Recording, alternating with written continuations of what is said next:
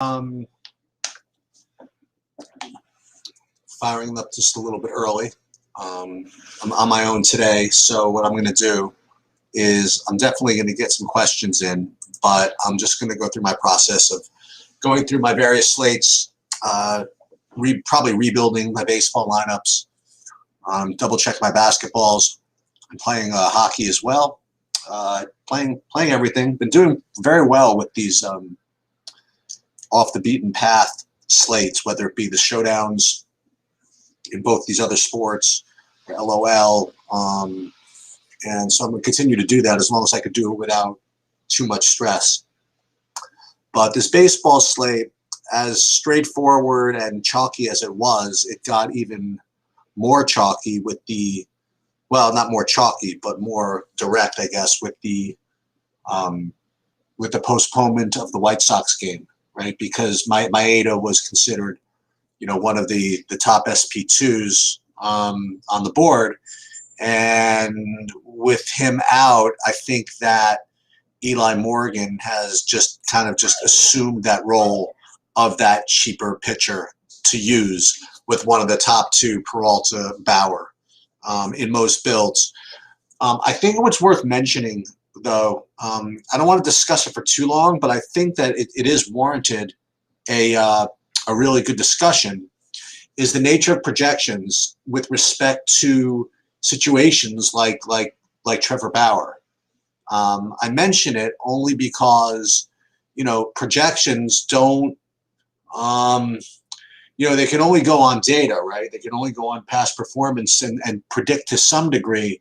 But when you have kind of this outlier situation here where it's very possible that Bauer's effectiveness and some of these other pitchers like him have just dropped off the map with the new rules regarding what you can use and what you can't use on the mound. It's just almost impossible to project accurately based on the past 12 months or 18 months of data, right? And so the projection models, this is what they're going to look like. I mean, they're going to continue to project him until he has like 6 or 7 bad outings in a row. They're going to still project him as the way he was before these rules came in, and you are going to have to make some baseball decision or some instinctual decision about whether these Bauer projections are real or whether they're just honestly related to a pitcher that just is not the same person. You know what I mean? Then again, I mean, you could certainly make the argument that Peralta would be affected similarly, although he hasn't yet. But then again, it seems as though Trevor Bauer has been one of the more vocal of the people who well, not vocal, but I think it's pretty well established that he was one of the people that were benefiting the most from using the stuff on the hands. And now that he can't, or at least think he can't, it seems as though, these projections are a little high, right? Now, normally what I would say is that if ownership was lower on someone like Bauer as a result of that, I could make the argument against it. But from what I'm getting, especially with Maeda out, feel as though Bauer and Peralta are going to be pretty equal. Both of them at least 50% owned, and it's a very interesting decision how to handle it. Now, the good news, if you want to play Bauer, is that there's not a lurking, Lucas Giolito, for example, that's going to score 40 fantasy points if you play Bauer and he doesn't have a great game and he scores 20, right? You have guys like Greinke and Kyle Hendricks and guys like that who are not really, the type of guys that'll put up like enormous scores. So you don't have that what's the word I'm looking for, opportunity cost implicit in playing Bauer, and if he busts, then you have to deal with somebody else who's going to score very similarly. So tonight it might not be quite as relevant. I think you could play him anyway, but it's certainly something to consider. Maybe even on this slate, I'm not sure. The other thing I want to mention before we go into the games is a couple of guys just kind of popped up as kind of new guys in the lineups that are just really strong values. I've literally never heard of these guys, but Emmanuel Rivera, he's 2K on that third base for that KC stack I know Bobby liked. and he's going to be popular. But you know, if you're going to play a KC stack, I mean, 2K kind of makes that whole thing work. You know, more 2K guys that I didn't mention earlier. One is Para got in the lineup for Washington, and he's 2K. Daz Cameron for Detroit, he got in the lineup and he's 2K. So there are some cheap one-offs or cheap parts of stacks that can make a Peralta Bauer pairing viable. The other thing I would mention, another thing that kind of fell off with with Maeda being scratched, or with that game being scratched, was that with Morgan now being, probably the popular SP2, I feel as though Detroit is a pretty decent leverage stack, right? I mean, that makes sense, doesn't it? I mean, if in fact you're going to have that leverage, that chalky SP2, I do think that Detroit does make for very, very good leverage.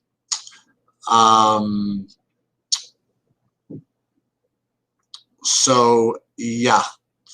So let me go through my board here and again see what I like. And again, pitching for me, it's just what I said. It's going to be either Peralta Bauer, Peralta Morgan, Bauer Morgan, and I can't really make much of a case for anybody else. Now, yes, the case I can make is that everybody else is going to be low owned, right? So if you want to play Greinke or Kyle Hendricks or DeSclafani or whoever else at pitcher, you can certainly do it, but I think they just rate much, much lower. So if you want to just know the basic ideas is you play Peralta or Bauer with Morgan, then you probably pick a low-owned stack, low-owned hitters. You play Peralta with Bauer, and then either play a cheapo stack like the Tigers, but we'll get to that, or maybe just play the cheaper guys from the better hitting environments, something like that. What this does also is I think it takes Bobby's idea out of play that he mentioned earlier when he was going to double punt at pitcher. He's going to play Morgan and somebody else and Maeda. I don't particularly see a second SP2 that's kind of worth doing. Now this is for DraftKings. So since you brought it up, I'll go over to FanDuel first before heading back to the hitting. And unfortunately, I don't have I really don't have anybody as particularly close pitching wise. I wouldn't play Greinke over there as a pivot. I really would just. It's just me. I mean, I'm just as quick as anybody to pivot off of pitching. But for me, it's just going to be a Peralta and Bauer. That's really all I'm going to do. What I will say though is if this ownership is real, like if he's really under 10%, Greinke, then maybe it's worth a stab. And if you did want to pay up for hitting, Dylan Bundy at 6K. I mean, it's not and even on DraftKings, I mean, you want to play Dylan Bundy, that's something you could do, right? If you want to really do something different, you can play Dylan Bundy over on DraftKings when no one's going to play him, right? At 9K or whatever the hell that is. And you could certainly play him for 6,000 over here. You'll end up probably leaving money on the table if you do that. But it's certainly possible. He certainly has upside. The Yankees certainly do have some strikeouts in their lineup, especially from the right side of the plate, where Bundy kind of, he's not bad against righties. So, so what I'm going to do is, again, my hand built is going to be Peralta or Bauer, and I'm going to let Saberson help me build some others. And if I get to some of these other pitchers, I'll do it. But otherwise, I'm just going to kind of roll with these guys. With respect to the hitting, let me see if anything has really changed. I think it has. See, the way I look at it is this. So this is the way I kind of rank the stacks. So if I rank them via modified, for example, you'll see the two guys at the top. You have the Kansas City and Detroit, but I do see that Kansas City is going to be much higher owned than Detroit. So that plus the ownership, the leverage you get off of Eli Morgan, I do think that Detroit is the best of these value type stacks. Where I think I'm going to go is my main kind of hand-built ones that I'm going to force in are two spots. I was on the Angels as number one, but I think now I'm going to be at Washington with number one, and then probably St. Louis, the second one. So for me, I mean, again, I think these are good combinations of having decent upside that can get there and aren't going to be the highest owned of them all. I mean, Houston is probably the best play, but I think they're going to be the highest owned. So for me, it's probably going to be in the handbills, probably going to be either Washington or St. Louis as the main stacks. And you'll see Para, Schwarber, Bell, Soto, Harrison. Or if you wanted to pay up, you can, obviously always pay up for Turner if you want. Yeah, so if you rank these guys by raw stack, that's how Turner kind of gets in. I feel as though I'm probably going to get some Boston, but Boston is probably going to be really a little bit too popular to show up in all that much. But again, with the MME stuff, I'm going to kind of let the SaberSim people help me build those because they're just better at it. I mean, I couldn't, I couldn't improve upon that hand building these MME lineups. I already did good enough work with the numbers when I put them in, let them hash it out. Let me look at some one-offs here, and then I'll go ahead and then go ahead and just build a little bit. Okay, first we will do, where was I? MLB DK. Okay. So again, one-offs, I already talked about this. Rivera, third base. McNeil at second base. Is this DraftKings? Yeah, McNeil at second base. We'll get to FanDuel in a second. Sorry about that. Actually, let's go back to that now. I'm sorry. Let's do the FanDuel stats. FanDuel stacks, again, Houston's the best play, but they're the highest owned. I think the Mets are really, really strong over here. I think the Mets and Washington, to me, would be kind of like the good combination of good chance to win plus lower ownership pairing. So if I were going to play like a 4-4, which I'm probably going to do, I think I'm going to get some Mets, Washington.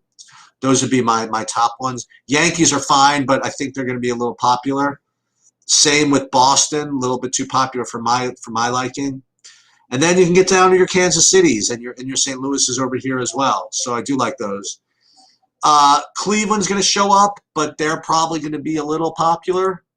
So again, if it were me, it is me. My hand builds, it's going to be Mets and Washington. And once again, if I do rank these by raw, again, Washington shows up in both raw and modified, which to me is a very strong visual. All right, I'm not saying that's necessarily how you have to analyze it, but that's the way I do it. Like when I can see these guys ranked both in modified and in raw, for me, that would kind of leads me to something I want to play. Okay. Let's go back into the one-offs to DraftKings. I touched on it a little bit, but we'll do it again. And that's the hockey, which I will touch on if I have time. So as I mentioned, Cameron, Schwarber is extremely strong. Tyler O'Neill, Ryan O'Hearn, I mentioned in the show earlier.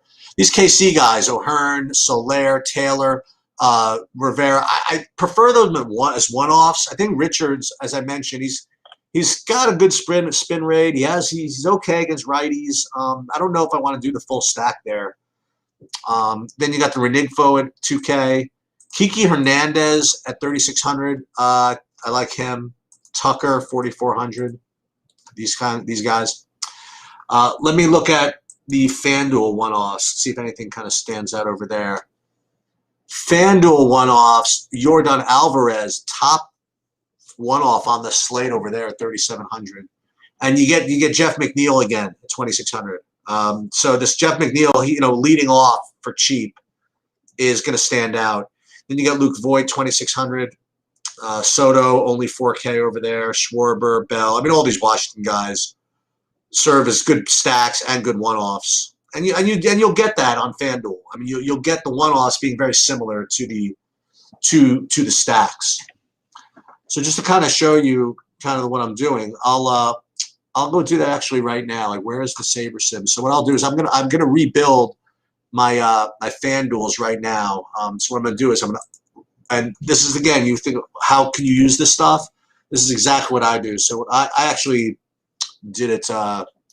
You can download these, but this is my own again little template for upload them into SaberSim. But you could, what I'm going to do, one of these things we're going to be improving on the site is I'm going to provide upload formats. So if you like use like RG or Awesome or whoever for your optimizer or SaberSim, I'm going to hopefully make it so that you can upload from my sheets to the format that you can use to one of their optimizers if you want to do that.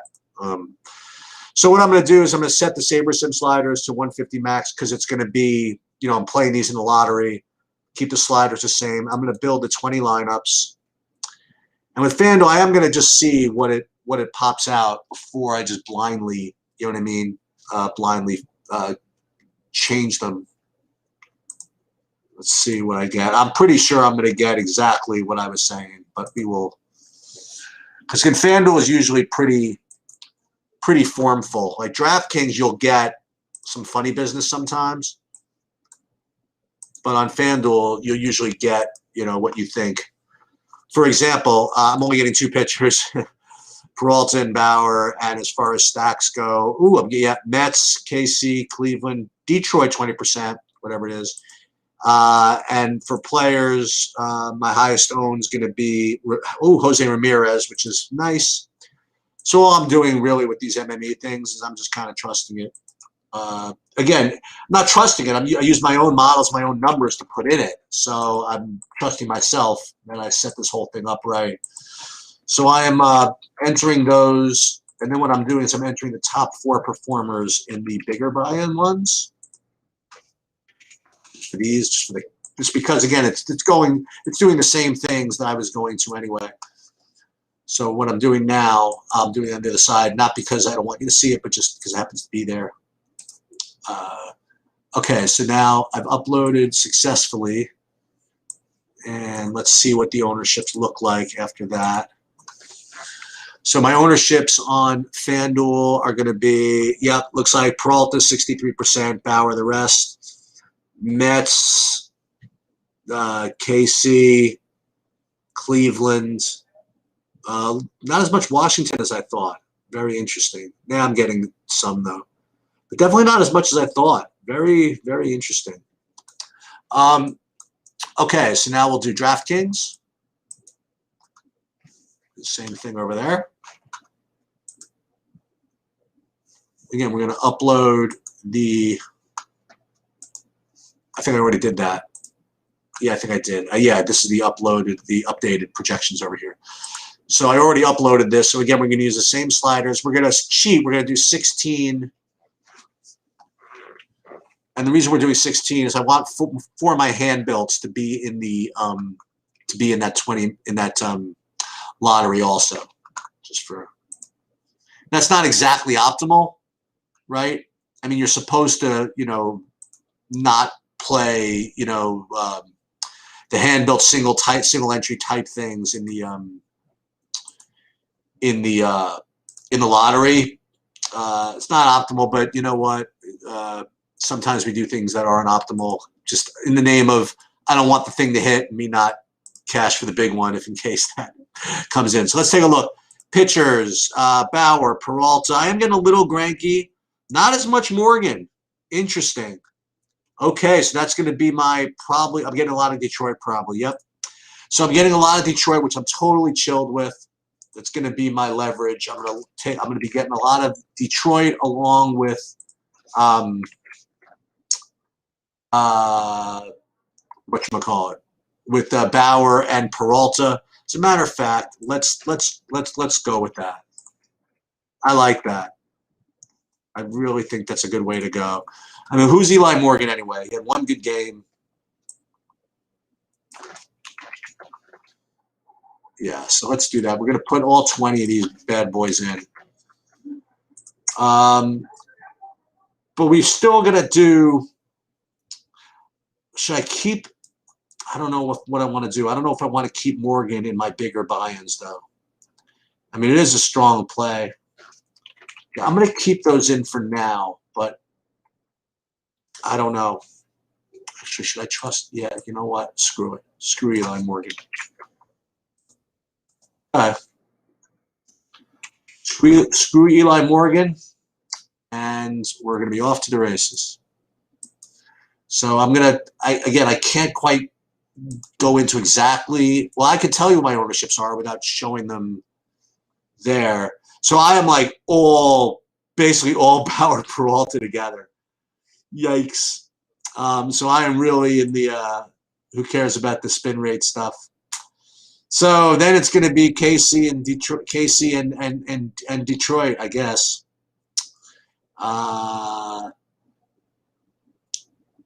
Well, that's the way it's going to have to be, I suppose. And if what's his name gets me, the pitcher at 30% ownership, he gets me. Yikes. I might change my mind. But let me look. Ooh, look at this. I'm leaving some money on the table in some of these. I think I like this. That's really not bad. So one thing I'm getting. See, here's like the kind of the quality control. So I'm getting like a good amount of Nicky Lopez. I don't necessarily want to do that. So I'm going to swap him out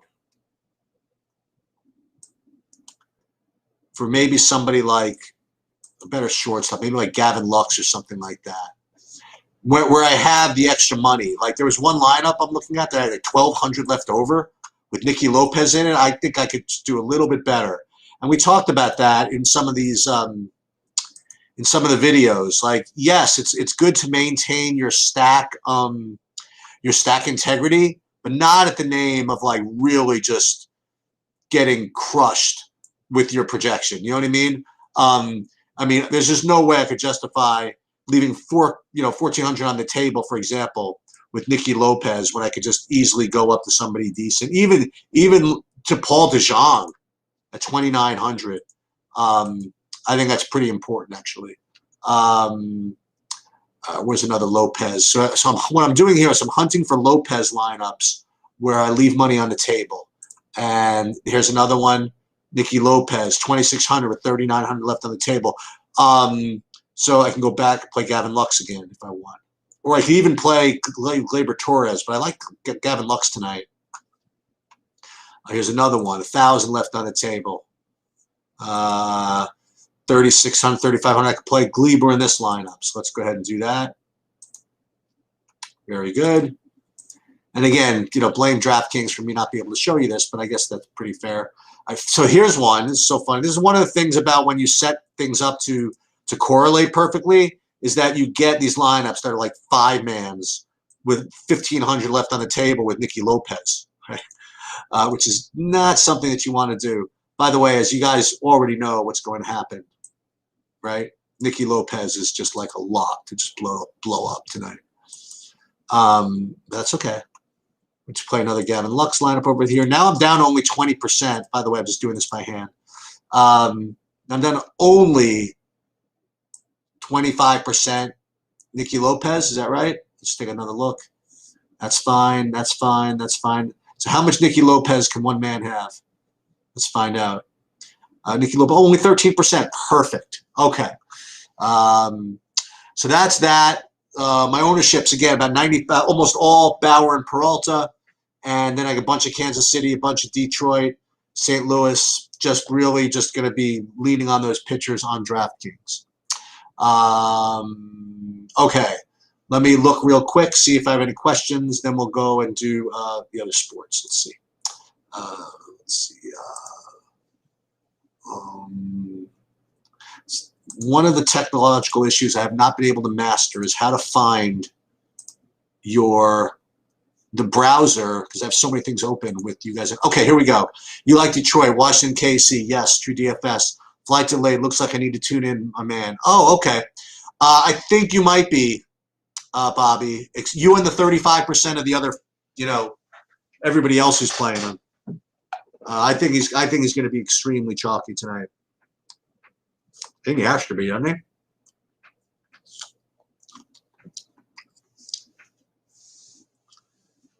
I don't know.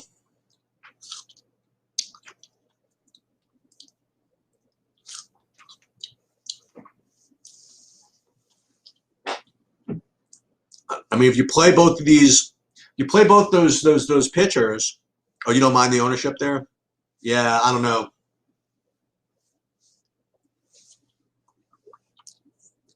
Bobby, what do you think? I don't know if you were there. What do you think of what I said? I don't know if you're here, but what do you do with like Bauer's like projections? Like, do you ignore them?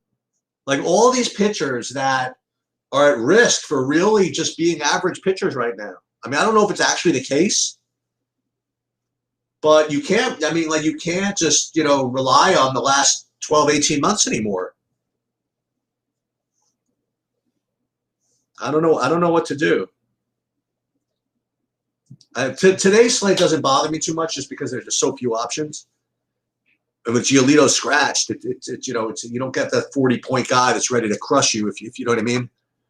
I mean, Greinke scores 40 and beats me that way. That's good for him, right?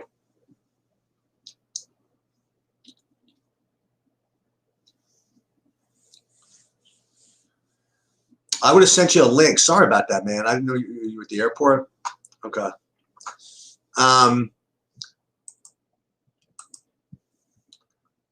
All right. Any other questions over here at baseball before I go on? Let me just double check my DraftKings exposure there. And again, this is a pretty nasty. Hold on. Do I have? Let me see something. Yeah, I don't know. I've just kind of made peace with this. Tonight, if Morgan throws another gem, I think I just lose. I don't know. Let's see. Any thoughts, concerns over St. Louis weather? I could pretend that I factor that in and that I've assessed the risk and I've decided that according to my numbers, it's worth the risk given the different matrix. But the fact of the matter is that I didn't even realize there was weather risk there at all. So let me just take a look at it. True transparency. Yellow. Storms are going to delays. Oh, goodness gracious. Okay. So just putting without stealing takes completely.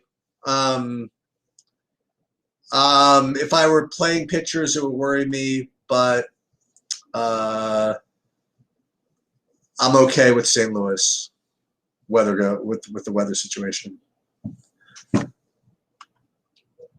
Should I be? I should be worried, probably, right? Well, I could wait a little bit, right? They don't start until.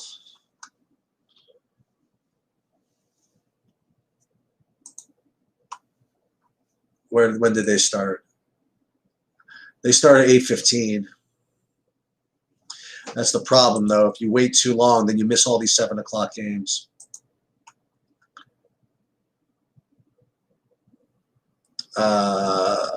Goodness.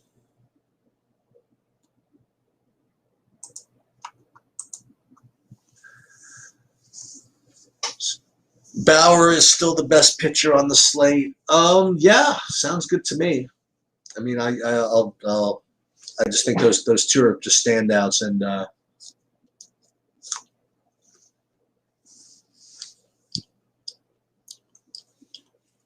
yeah, I think you're right. I think you're right, Adam. All right, I may as well. I'm going to pull up. I'm going to do some other stuff. You come up with baseball questions if you want. Want to talk? I don't want to talk myself in or out of these things. So let me tell you what I want to show you something. I want to show you something as illustration, like the difference between, say, basketball, baseball, football, hockey, whatever. So this is what basketball looks like on a very low scale. Okay. Yeah, Angels was my top stack for like a while. I actually was getting off of them a little bit because I thought they'd be more owned than I thought. So if you, we'll see. Yes, I do have Bobby. I have Bobby Bradley tonight.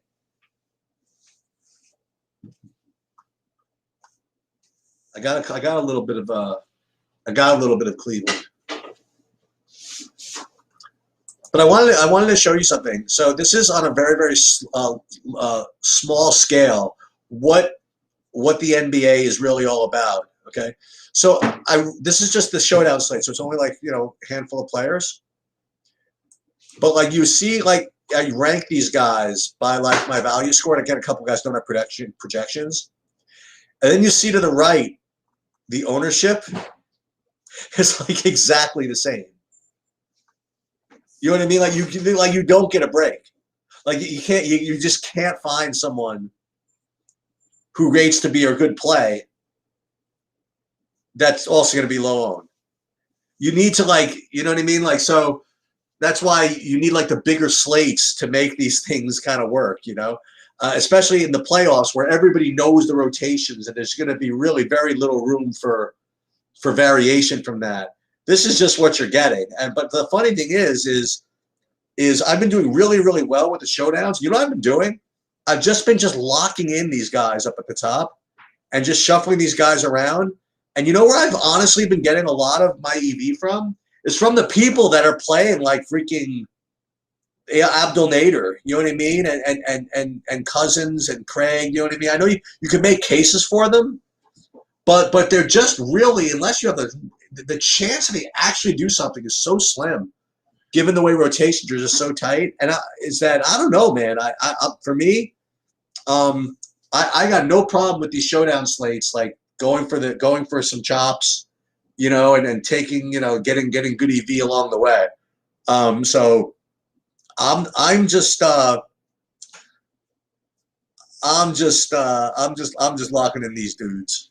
I think I'm gonna have George in every lineup, George and Paul, or George and Booker. You know what I mean? Like they're just gonna play 45 minutes, and they're just, you know what I mean, and they're just gonna get there. It's just the way it is. But what I will say is that on DraftKings, I probably have almost 100% of Beverly at 3,200. That's a tough price to not pay, for me at least. So, and one thing you can do differently is you could do stuff like put Zubac and Beverly in the captain, for example, and then you can really get all those guys in. Like on DraftKings, I mean, I'm not playing George 100% captain. I'm probably playing. Let me just take a look at what I have. Let me look at what I have in the NBA. Again, I can't show you that, but like for example, I'm playing 20 lineups. I'm just going to read you I'm going to tell you this. Of the 20 lineups that I have, one is Paul George. No, only, that's a decent amount actually.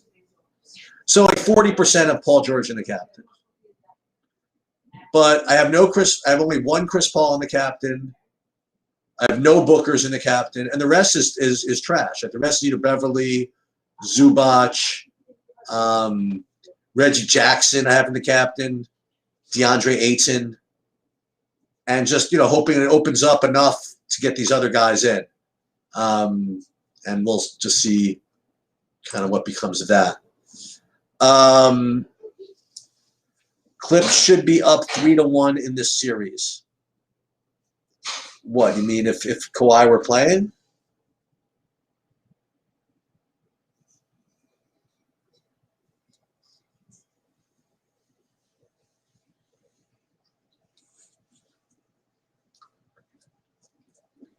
If they played better defense?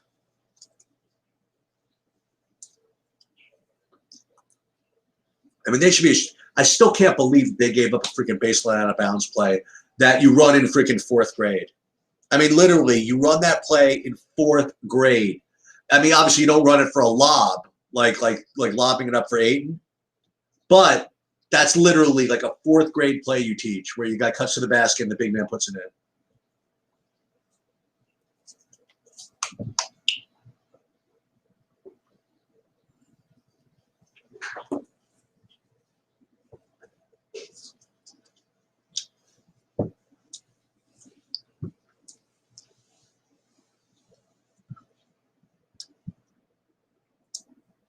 I got a feeling, Bobby, that it's 3-1 today, right? I don't know. I think this could be end of the line.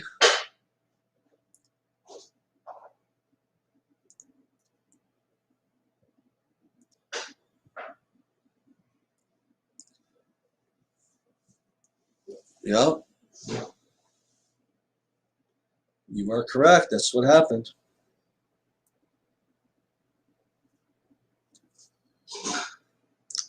Oh, and meanwhile, what an awesome parlay that came in last night. This one was amazing. The sports betting guru of the house hit one yesterday. And I was sweating this. Ready for this? This is almost impossible. So it was a two-teamer getting like, I forget what it was, like 25-1. Ready for this? When the score was in the second quarter, the score was like 43-38 Atlanta. The parlay was, ready for this? Milwaukee outright to win the game with end of the half landing on an actual tie. So at the first half end to end in an actual tie, and then Milwaukee go on to win the game. Sweating the actual tie was like, it felt like it was an 80-1 chance, and it actually hit. But you know what you need? I mean, you need to get that tie, and then basically to have Trae Young get hurt. I mean, because that was pretty much the end of that. Well, what's going on with? I'm not even following the Kawhi thing. I thought they were just. What he might play or something? I don't even know what's going on with Kawhi. I just presume he's out. You know what's going to happen? They're going to lose tonight. They're going to get eliminated, and the next day he's going to say, "I'm available." He's going to say, "Doctors give clearance to play," like the day after they get eliminated.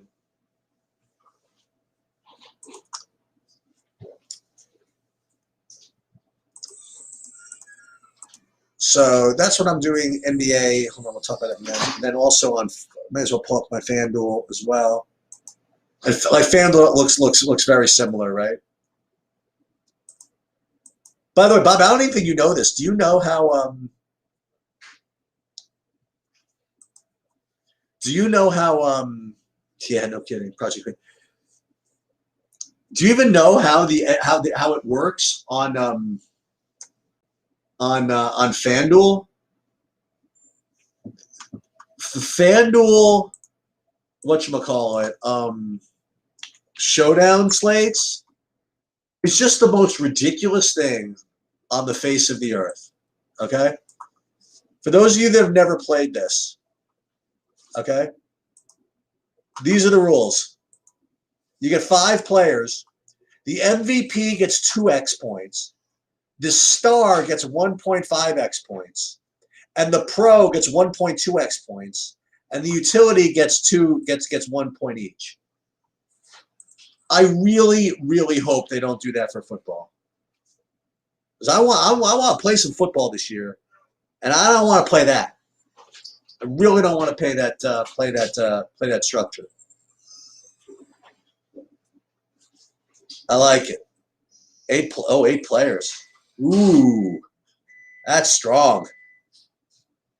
You make it 5 though. I mean, it's ridiculous. So FanDuel is just like ridiculous. I have it's the same thing. Do you get any kind of break? Yeah, look at that. You get a little bit of break. So Crowder is probably overowned relative to his chances. I guess Michael Bridges would be my favorite quote-unquote leverage play.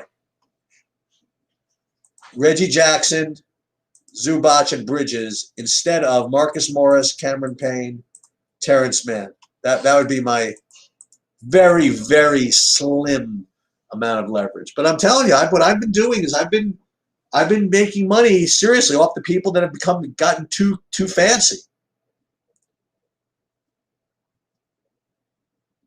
Yeah, exactly. Adam, I agree with that. I totally agree. I mean that is most of the fun of the showdown is the hand building. Absolutely. And you can't hand, but you're like is it 2x or 1.5x or 1? It's only 5 spots. I totally agree with you, Adam. 100%.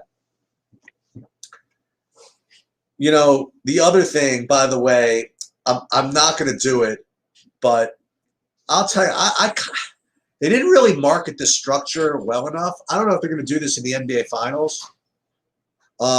First of all, the site's done a very poor job supporting the two game slates in the NBA. But what they're doing in hockey, which I'm not playing, but they're doing this. They did it for other sports, I guess, a little bit.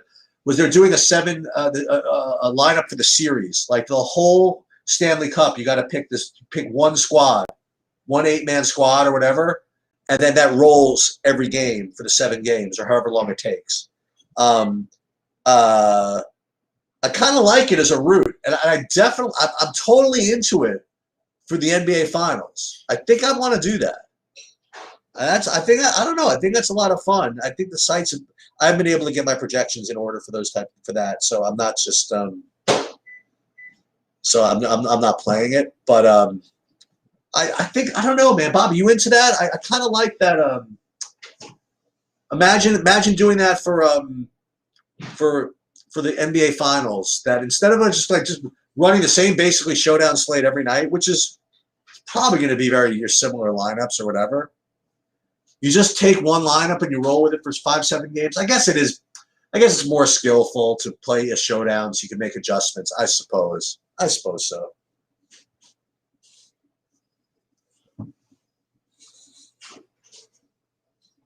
But just for kicks, if anybody is interested. So this is my. Everybody is playing the hockey.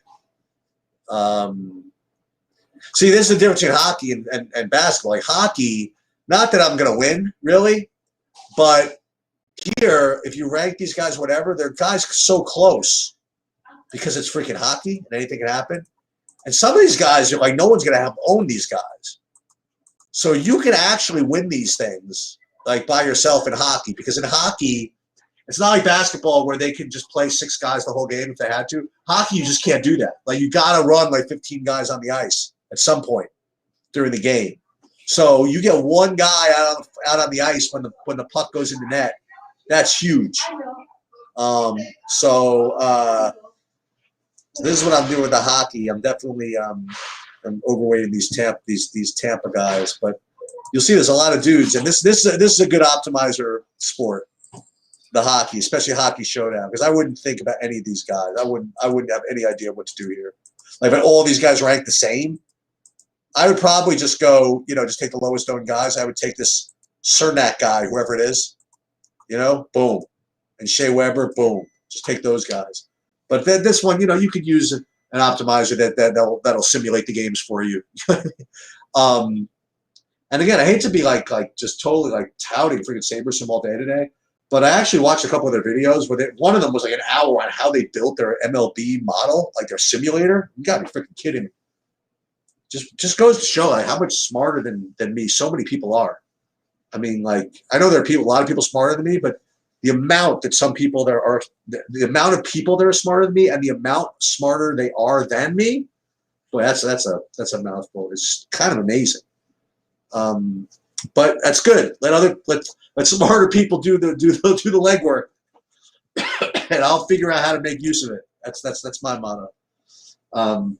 Same as when I do my hedge fund. You think I go down and do channel checks at all the companies that I invest in? You think I do all that forensic accounting? No, I have people do it for me, and then I figure out, based on all that, whether it's a good buy or not. I know the psychology of the stocks. I know how to put portfolios together. And let other people drill down the individual stuff. That's I've been successful my whole life. Okay, so that was hockey. Just again to let you know, what I'm going to be doing is, and this is Kenny, one of the guys that's involved in our site, says do me a favor. Oh, y'all should have seen JFK today. Fights in the airport. What? Refusing to be checked for what? Yeah, a couple of people were asking me about Scotty Schebler. Yeah, I guess. He's going to probably be kind of chalky too, no? He's the other one, right? There's Schebler. There's The other guys, whatever. But yeah, he's fine. There he is. There's the hero, Mr. Prop Bet. Has walked in the house. Matt, I got a problem. Hang on. Matt, I have a problem. I have a problem with one of my lineups. I don't know whether to use Bush or Haber in the captain tonight. Going off. Yeah, you think so? I told everybody about your parlay. About the halftime parlay. I got a new one. What do we got today? What do we got? Need the Clippers. We need the Clippers, but we need the Clippers in what? Basically, you need the Clippers or we're fucked. Well, obviously we need the Clippers, but what else? The Clippers. Yeah, but what do you have? They just have to win. That's it? Got every single margin. Oh God. So if the Clippers win, the odds were ridiculous. 13-16 was like plus 1,800. So wait, so you have them From everything. Well, what's the biggest odds you have? I think it was like 17-20 probably. If they win between 17 to 20 I have points, all the numbers. The Clippers got to win. we got to root for the Clippers. If Clippers lose, we're issues. I put a draw bet in also. Which one? The draw at halftime again. We need the half. We need Jesus Christ. Yeah, JFK is a madhouse. JFK is a total madhouse. You like Shebler, and yeah, I guess that's fine. By the way, the weather is definitely hitting weather. If hitting weather is hot and really, really hot, it's definitely hitting weather because it was very hot today. But from what I hear from the Mrs. Sheets weather report, it's going to be even hotter tomorrow.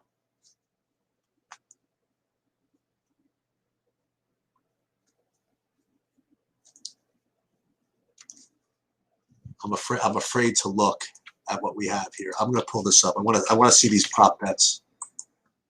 I'll pull this up. I'll show you guys the prop bets if I can find them. Let's just see. Hang on. Then I'll take a couple more questions. Oh yeah, JFK is a madhouse. I mean, it always is. Oops, wait 1 second.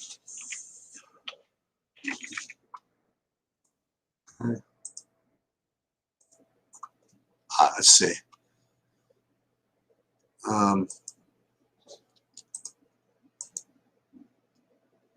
Pending. Oh my God, are you kidding me? I'll pull this up in a second. Okay, so here's what we got. We got transparency, right? So we have, what the hell do we have?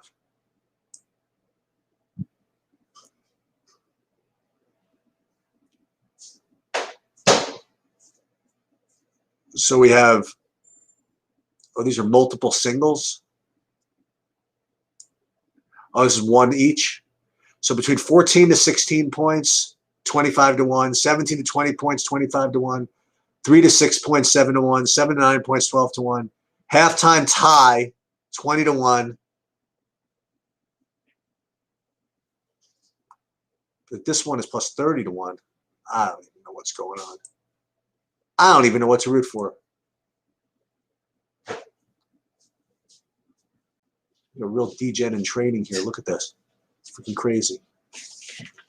Yankees with Phillies with, oh my God.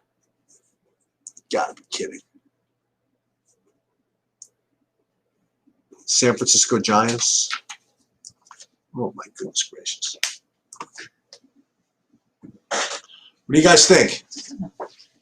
Healthy pasta or zucchini linguine? What? Zucchini linguine? Yeah? I'll do that then. Healthy pasta. Okay. I don't even know what all this means. I guess it means root for the Clippers and a bunch of other crap. Okay. Any other questions?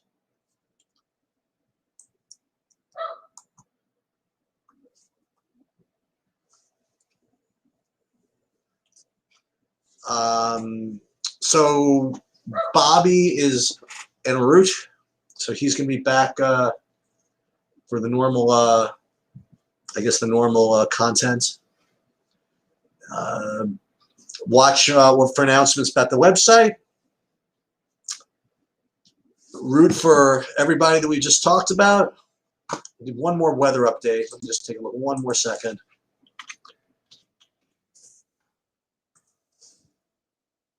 Let me just see something. MLB weather.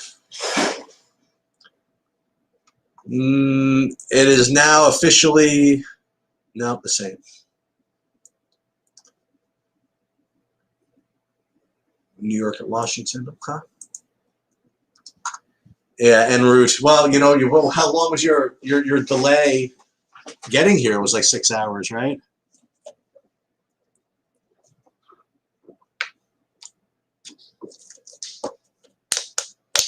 No, wait, no, when you said refusing to be checked for what? For like COVID stuff or like for their bags?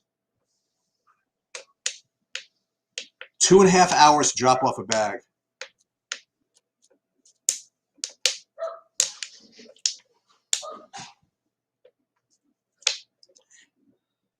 Bobby, you know what? It's faster. It's faster to take the boat.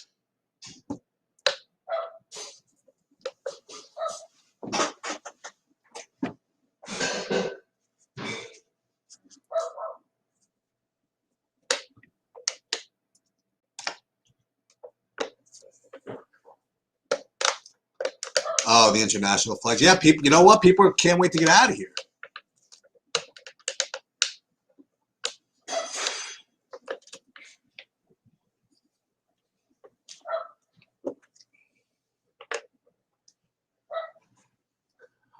All right. Well, I am going to split.